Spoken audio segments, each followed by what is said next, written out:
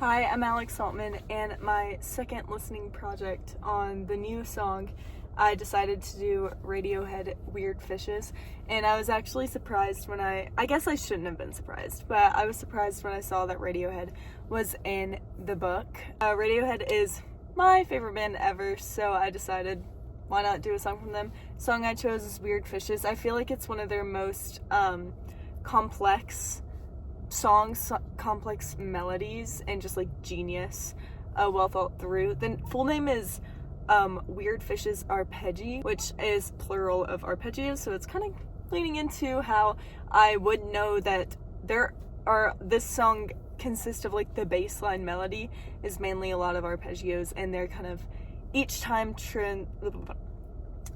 they're kind of transcribed, something mutated, and there's an alteration, and it is just different with each different line of arpeggios. As you can tell, I'm in a car because I am in Montana right now. Sister is getting married soon, I wanted to record this video while I was in Montana with a better view, but I didn't find out until later on that the views are nice, but all the views we're seeing, most of them are on the road. I mean, you can see some mountains there.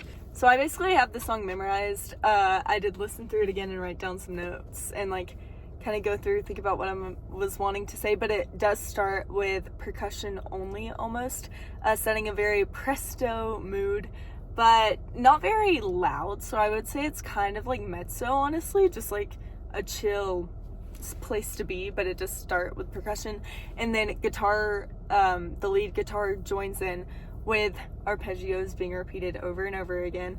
No presto, and everything is being played pretty staccato all around.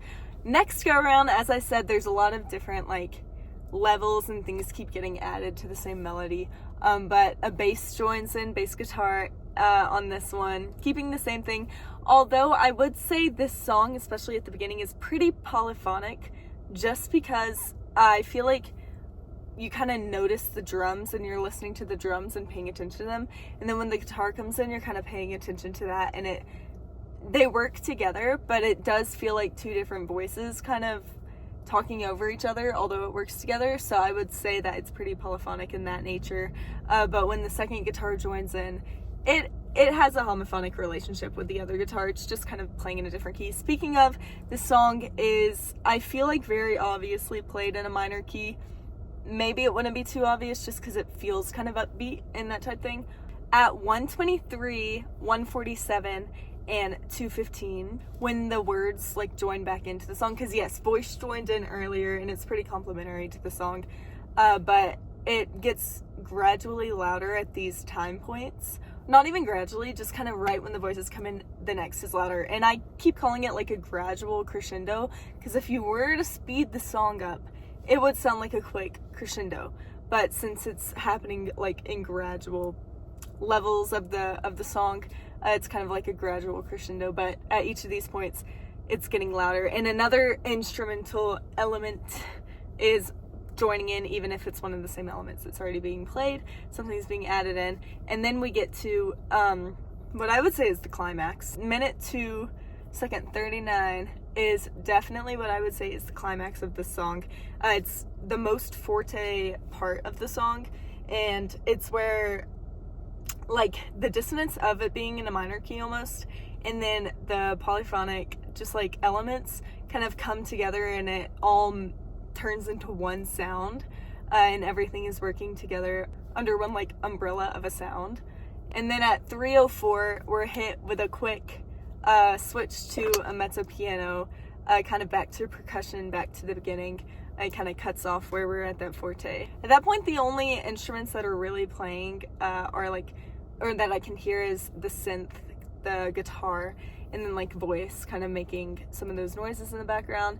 The noises reminded me of Schoenberg's Piero Lunaire, as well as the song that I mentioned in my last concert video, where there's kind of an owl sound being made with the voice. It felt pretty in the primitive side of things. I know we're in the rock era now. We moved in. Radiohead is an 80s band, but although this is a song. The album came out in 2007, so it is honestly even after my birth. This album was released. At 3:41, it returns to a forte dynamic, and this is when the guitar and the bass are on more of a legato side, as everything has been pretty much played staccato, while the voice has had the legato element of the song, has had the staccato like element of the song.